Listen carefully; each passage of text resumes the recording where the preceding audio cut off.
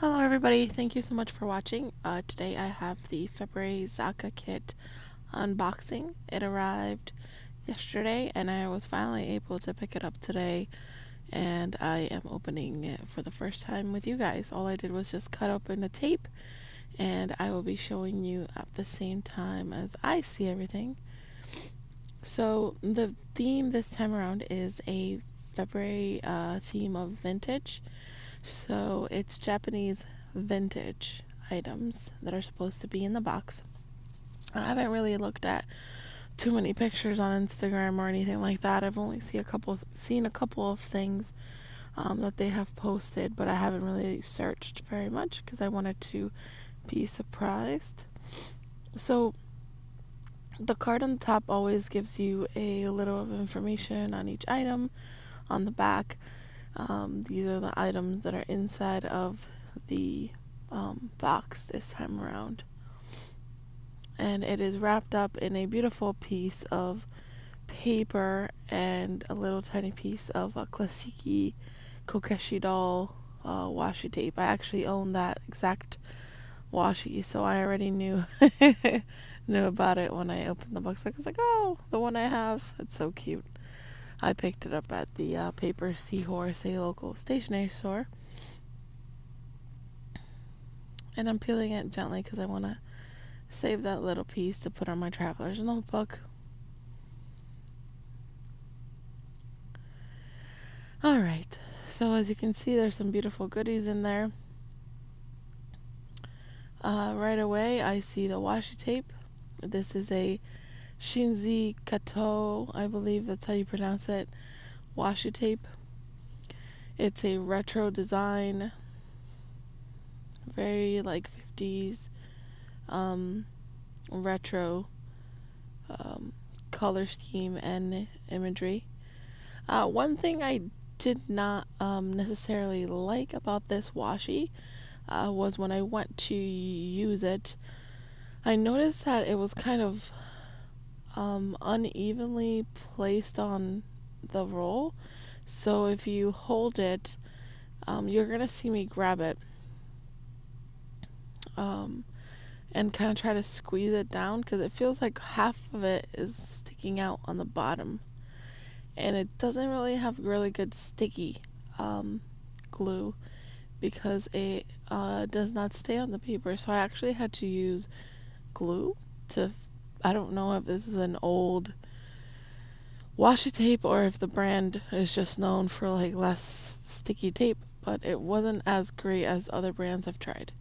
Anyways, moving on, there is a sharp pencil, mechanical pencil, and it is basically a real pencil, and it is filled up inside with a mechanical pen system, but it smells just like a pencil once you pull it out of the box. And it's really cool. I really like the simplistic design, and I'll totally be using that for my sketches. Can't wait to use that. And then I have this notepad. It's clear sheets. It's a 365 notebook in A7 size, so it's quite small. It's more like for note taking. It's a very thin paper, almost like tracing paper. The card in the back that has the grid, you can actually insert it in between the pages, and you can use it as a like a grid format to be able to write with, kind of give you lines. And it's very thin. One side of the sheet is textured, and another side of the sheet is kind of like wax paper, if that gives you any type of description. It has a very waxy feel on one side. So this is the card I was talking about that you can put in between the pages for either lined or dot grid guide. And this is the front, waxy top, textured bottom. That's what I'm feeling right there, trying to see how it works. And I was trying to figure out which side was what, because I didn't know if the waxy side was supposed to be the bottom and the textured side was supposed to be the top. And it's very thin paper, almost like a rice paper, tracing, sorry, I can't speak, tracing paper, sort of paper. I don't know how I will be using this, but it does hold fountain pen ink, which is nice. I tried it when I was using my traveler's notebook, and it does take fountain pen, which is kind of strange. So I will see how it works for me.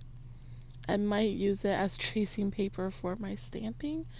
Sometimes I want to doodle really fast and just put it on my stamp so I can carve it. So this might work for the smaller stamp, so I don't have to cut a huge sheet of paper in order to get that image on your eraser stamp. Alright. So I wrote with pencil, so even though it has such a thick wax, it still takes the lead fine. Alright, so this is a Traveler's Notebook sticker set. I actually already own this, since I do have Traveler's Notebooks. A friend sent it to me, and I really, really enjoy it. And then there's this vintage divers, like scuba divers, and it's supposed to be a vintage postcard. I don't know what year it may be, but it does look very vintage. Like it's like a very old print. And then there's the rest of it is just a bunch of paper. So that this one was these very cool images, kind of just like jumbled on to make the pattern. And then there's this beautiful, it kind of looks like fabric. This one as well. Really nice paper. And that one. And a like basically it's just a sheet of paper to write a note on. Just one. You can, I guess you can use it long ways, or you can use it horizontal. So yeah, so that's everything that I got on my Zakka kit this time around. If I'm being honest, I was kind of disappointed, considering the fact that I pay a nice amount of money for this. I expect a little extra.